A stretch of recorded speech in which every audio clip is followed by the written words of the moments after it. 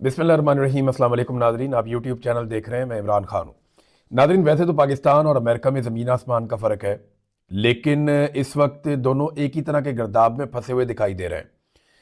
America की तरह situation different है, पाकिस्तान की अलग है। तो पहले पाकिस्तान का हम जिक्र करेंगे, लेकिन शहबाज शरीफ और फील्ड मार्शल दोनों का अगर आप तर्ज अमल देखें ना, तो दोनों ममालिक में ताल्लुकात आका और ग़ुलाम वाले हैं।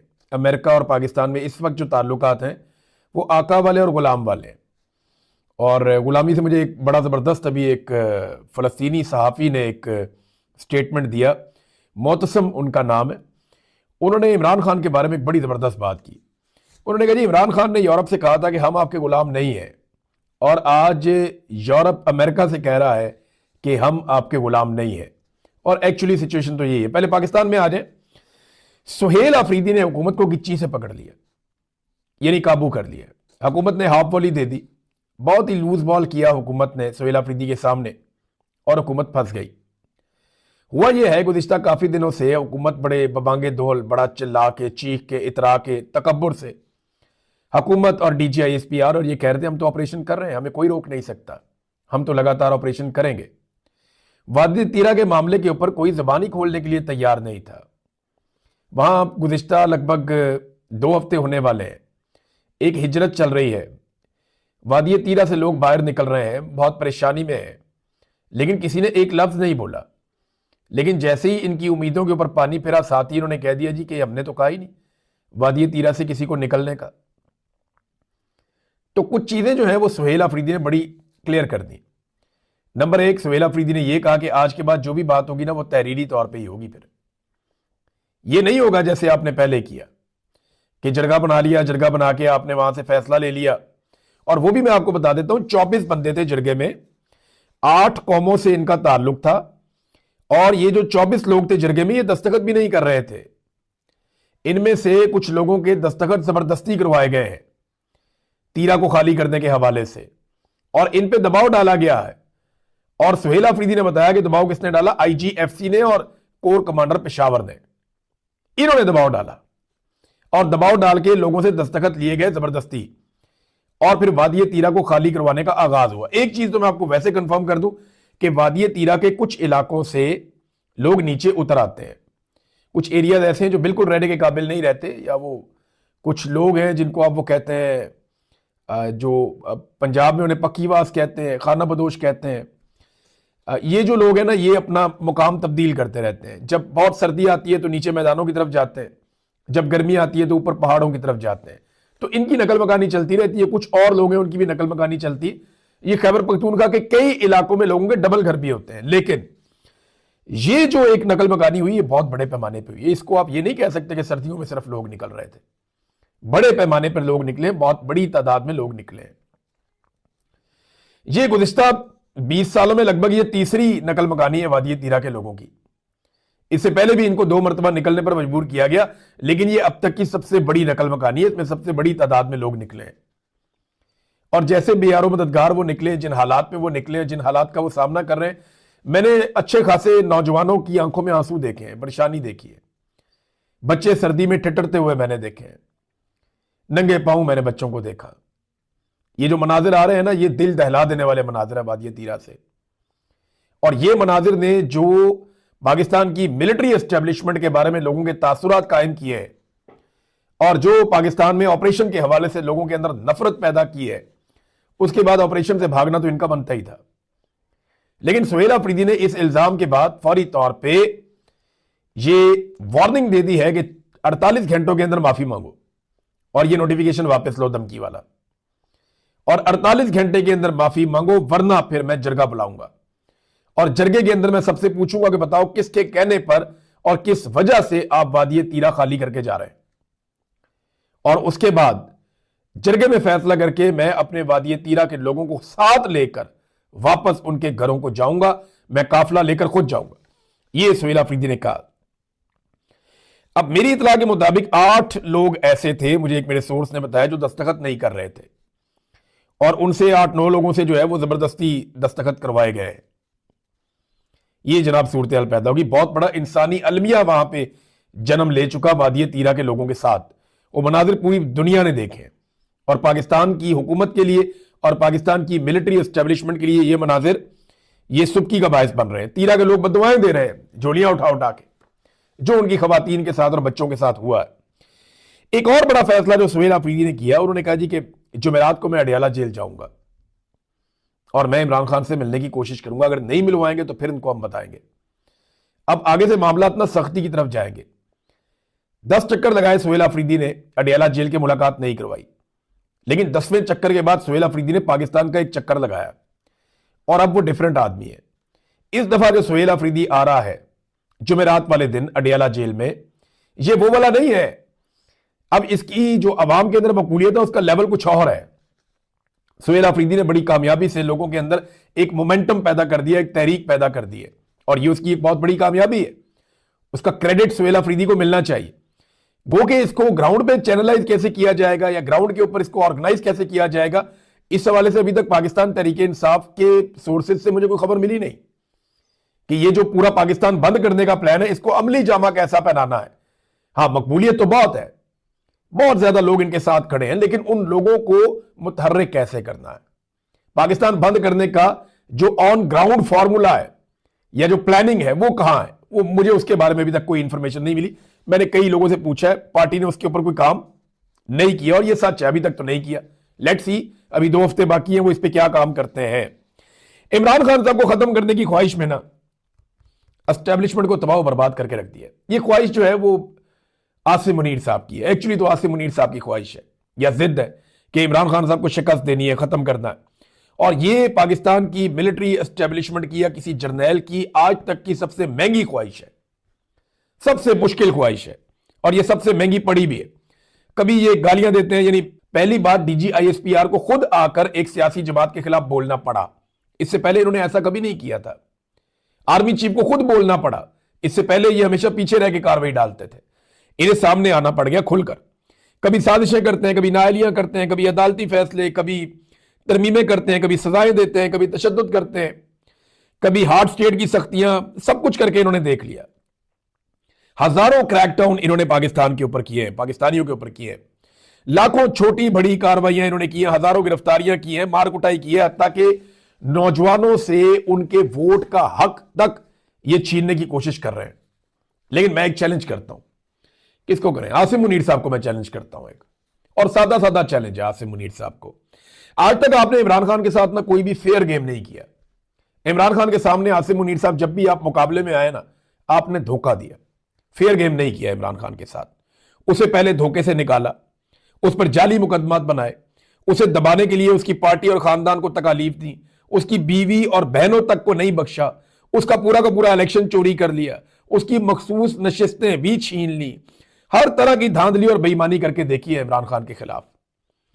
अगर ये गेम फेयर हो ना, तो मैं एक दिन की बात कर रहा हूं, ज्यादा नहीं कर रहा, एक दिन आप इमरान खान के साथ फेयर गेम खेलें, इमरान खान आपको और आपके सारे हमायतियों को एक साथ शिकस्त दे देगा शाम होने से पहले पहले। एक दिन उसके साथ फेयर मैच खेलकर देख लें, उसके हाथ पांव बांध के, उसे जेल के अंदर बंद करके, जाली मुकदमात बना के, अदालत को, मीडिया को, हर चीज को यरगमाल बना के पूरा काबू करके उससे लड़े भी तो क्या लड़े, वो पॉलिटिकल आदमी है।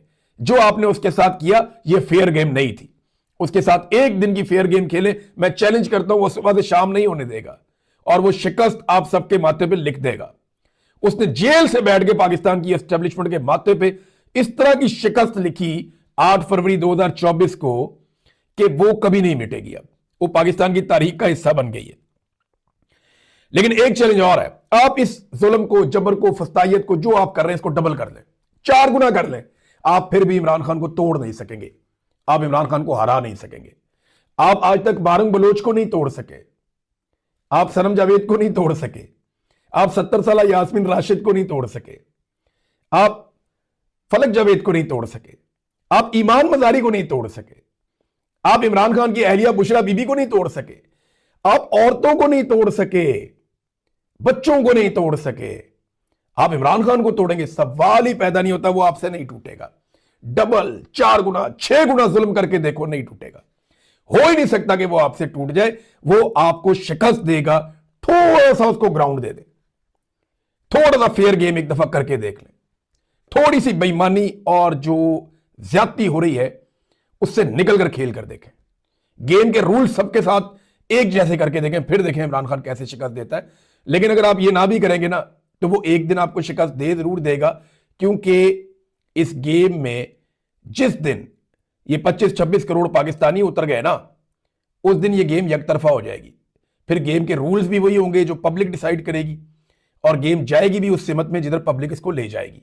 और एक चीज मैं और कहना चाहता हूं कि आप धंसते जा रहे हैं, यानी जो कुछ भी पाकिस्तान कर रहा है ना बोर्ड ऑफ पीस में, और अभी तो इस्तेहकाम फोर्स के अंदर भी जाना है, फौज को बुलावा आएगा, डोनाल्ड ट्रंप बुलाएगा, फिर आपको जाना पड़ेगा। हमने पहले कहा था कि आप इसका हिस्सा बनेंगे, सारे लोग कह रहे थे पाकिस्तान नहीं जी नहीं, कहां बनेंगे, बन गए ना हिस्सा। हम बता रहे हैं कि पाकिस्तान की फौज को भी अगर डोनाल्ड ट्रंप बुलाया तो जाना पड़ेगा। बहुत मुश्किल है कि आप ना जाएं। खान से बचने के लिए हर दरवाजे पे दस्तक दी इन लोगों ने, और अब जिन दरवाजों पे दस्तक दी है ना, उन्हें ना कहने की इनके पास गुंजाइश नहीं है।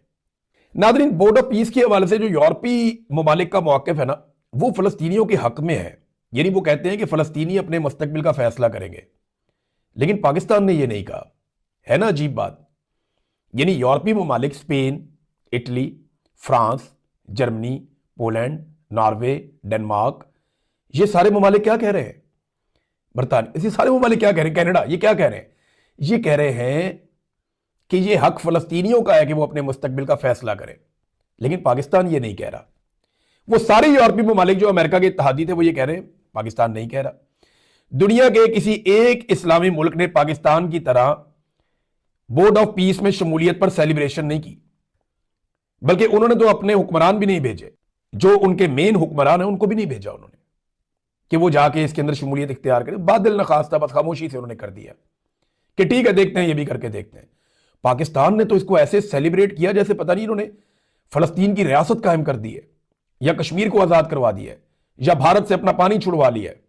ये तो सेलिब्रेशन के मोड में चले गए थे, कह कह खुशियां, इंजॉयमेंट, इनके चेहरों की तमतमाहट कंट्रोल नहीं हो रही थी उस वक्त। तो पाकिस्तान वाहिद मुल्क है जिसने इसको सेलिब्रेट किया है। अब डोनाल्ड ट्रंप जो है, अच्छी बात यह है कि वो एक बहुत सीधा और स्ट्रेट फॉरवर्ड आदमी है। डोनाल्ड ट्रंप ने जो करना है वो कहता है। डोनाल्ड ट्रंप ने कहा मैं इसराइल की मदद करूंगा, वो डंके की चोट पे करता है। डोनाल्ड ट्रंप ये कहता है कि मैं इसराइल को बचाऊंगा, इसराइल का सबसे बेहतरीन साथी हूं, वो उसको साबित करता है। वो जबरदस्त तरीके से चलता है, झूठ नहीं बोलता। तो डोनाल्ड ट्रंप जो है, जो मालिक है इस सारे बोर्ड का, जिसके बाद अकेले के बाद इख्तियार है कि वो हां कहे तो हां, ना कहे तो ना। अब वो डोनाल्ड ट्रंप जो है वो ये कहता है कि मैंने बोर्ड बनाया ताकि हमास को गैर मुसल्ला करूं या उसका सफाया करूं, जबकि हमारे पाकिस्तानी यानी वो हमें धोखा दे रहे हैं। यानी पाकिस्तानी रजीम हमें धोखा देता है कि नहीं हम ये नहीं होने देंगे। भाई कैसे नहीं होने देंगे, लोग बेवकूफ थोड़ी हैं। वीटो की पावर डोनाल्ड ट्रंप के पास है, वो फैसला करेंगे कि हमास को गैर मुसल्ला करना है या सफाया करना है या क्या करना है। आप तो ये फैसला कर ही नहीं सकते, आपका तो ये इख्तियार ही नहीं है। वो कह रहे हैं जी हम नहीं होने देंगे। कैसे नहीं होने देंगे? आप तो सिर्फ दुआ करेंगे वो आपको इस्तेमाल कम से कम करे इस काम के लिए।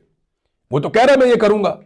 अच्छा नाजरीन, डोनाल्ड ट्रंप ने ये जो भी फैसला किया, जिस तरीके भी चीजें की हैं, अमेरिका ने कभी भी अपने आप को इतने सारे महाजों के ऊपर एक वक्त में एंगेज नहीं किया जितनी सारी जगहों पे डोनाल्ड ट्रंप ने अमेरिका को एंगेज कर दिया है। अब ये बड़े मजबूत आसाब चाहिए किसी आदमी को इतना सारा कुछ करने के लिए। लेकिन अगर आप देखें तो 7-8 चीजें मैं आपके सामने रख देता हूं। ईरान के साथ लड़ाई उनकी बहुत करीब है, इनका बहरी बेड़ा पहुंच चुका है और बहरा अरब के नजदीक वो वहां से ईरान पे अटैक कर सकते हैं। अमेरिका ने लगातार अपने हथियार पहुंचाए हैं मशरिक वस्ता में, जहां वो ईरान के साथ मुकाबला करना चाहेगा। इसराइल ने अपनी तैयारियां कर ली हैं और इसराइल ने जो एविएशन हैं उनको मुख्तलिफ ममालिक के जो कमर्शियल फ्लाइट्स जाती हैं वहां पे भी उन्होंने अपना अलर्ट जारी कर दिया है इसराइल ने कि यहां पे सिचुएशन कुछ भी हो सकती है, लिहाजा इसके ऊपर सबको विजिलेंट रहना है। और अमेरिका ने अपने हथियार भी पहुंचा दिए हैं। फिर तीसरा यह है कि यूरोप अमेरिका से ऐसे वक्त में नाराज है। वो ग्रीनलैंड का मामला हो या बोर्ड ऑफ पीस का मामला हो, इसमें वो शमूलियत नहीं कर रहा। तो ये भी सेम टाइम में अमेरिका के साथ हो रहा है।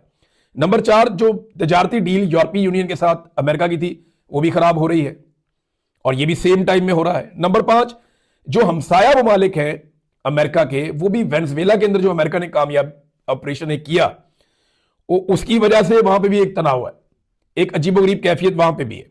कनाडा और अमेरिका में हमने इतने बुरे ताल्लुकात कभी नहीं देखे जो इस वक्त है। चीन खामोशी से अपने तजारती ताल्लुकात बढ़ाकर मजीद मंडियों में अपनी तरसील बढ़ाने की कोशिश कर रहा है। कि हमारा माल आलमी मंडियों में ज्यादा जाए। चाइना इस मौके से फायदा उठाएगा, वो अपने आप को मुस्तकबिल की सुपर पावर समझता है।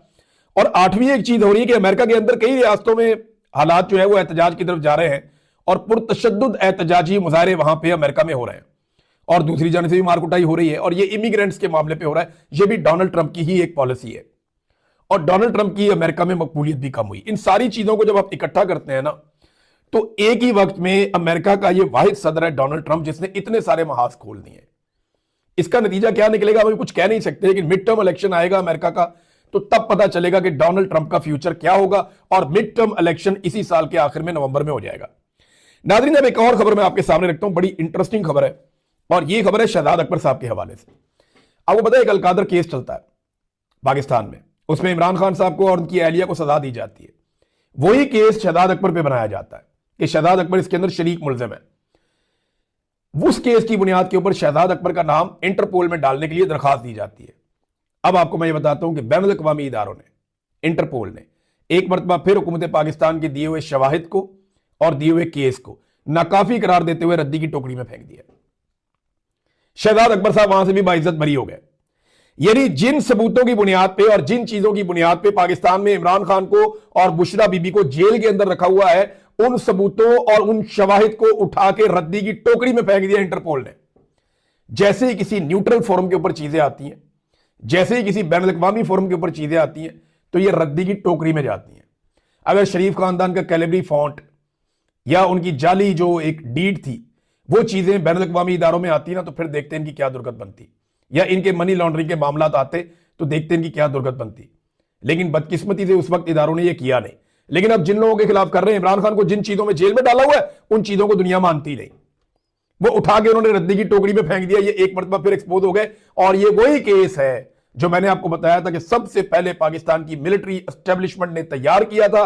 ये फाइल मैंने देखी थी और मैंने इसमें 4 सवाल किए थे, और फाइल बनाने वालों के पास एक जवाब नहीं था, टके का जवाब नहीं था। वो कहते बस सिर्फ प्रोपेगेंडा करो इमरान खान के खिलाफ। भाई हमें तो जब भी कोई फाइल या कोई चीज मिलेगी हम उसके अंदर सवाल करेंगे ना। ऐसे तो नहीं है कि उठा के फौरन जाके टीवी पे चला दिया। आप पढ़ते हैं, पढ़ने के बाद आप सवाल करते हैं, ये बताओ क्या है, ये क्या है, ये क्या है, इसका जवाब, उसका जवाब, फिर जिसके बारे में होती है आप उसको सवालनामा भेजते हैं, उसके बाद आप काम करते हैं उसके ऊपर। ये फाइल बनाने वालों के पास जवाब नहीं था, कुछ नहीं, बस इमरान खान को पायो चुप करके।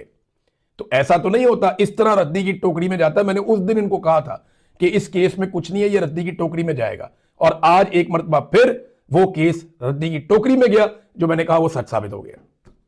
अब तक के लिए इतनी, अपना ख्याल रखिएगा, अपने चैनल का भी। अल्लाह हाफिज।